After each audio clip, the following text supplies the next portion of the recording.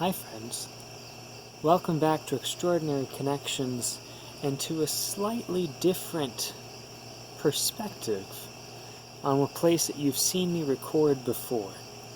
This here is my backyard, but whatever time you're watching this, right now as I'm recording, it's late at night. In fact, you might hear the chirping of the crickets behind me and all manner of other night creatures. It occurred to me I had always filmed in the daytime, and that's good for a whole lot of Bible stories and faith conversations, but some things are best in the night. Some stories are best told under the stars. I think one of those comes out of the book of Genesis. It's the story of Jacob. Jacob, who when he was younger had cheated his brother out of his birthright, and ran off fearing for his life, and rightfully so, because his brother wanted to kill him. And he stayed away for a great many years. He gets married and has children, and eventually the book of Genesis captures the story of him returning home, returning to the future that God has for him, and returning also to see his brother again. And he gets nervous about it, Jacob does.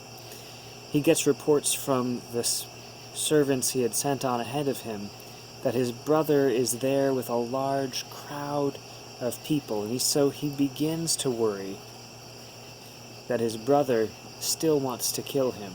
And he starts making some provisions with his crowd of people, with his wives and his children and his servants and his livestock. He splits them up into groups, hoping that some of them might make it out alive. And he doesn't stay with any of them, but goes off by himself into the night. But he doesn't sleep. The story comes from chapter 32. I'm reading beginning in verse 22. Jacob got up during the night, took his 2 wives, his 2 women servants, and his 11 sons, and crossed the Jabbok River's shallow water. He took them and everything that belonged to him, and he helped them cross the river.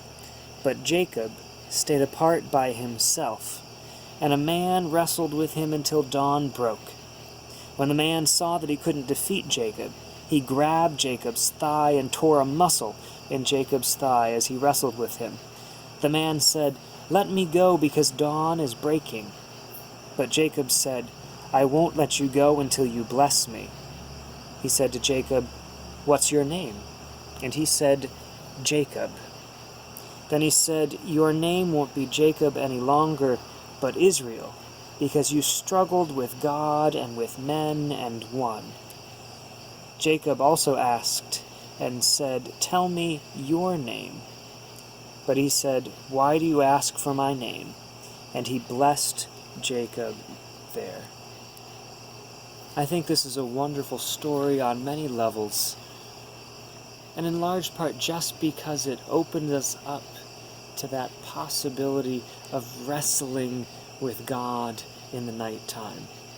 Perhaps you've had some nights like that, some questions that couldn't go away, and so when everything else in the world slowed down and took a break, it left just you and God to wrestle.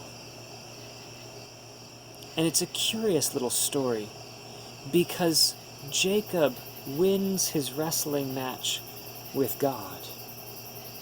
And so we might think that Jacob gets something that God doesn't wish for him, but in the end, Jacob gets exactly what God had intended. Jacob becomes Israel, becomes the father of the nation of Israel, of the people of God going forward into Scripture, leading all the way to Jesus and eventually to us.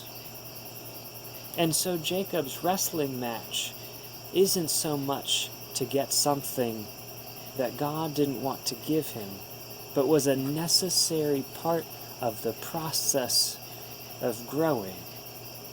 of separating himself from the person that he was and becoming someone else.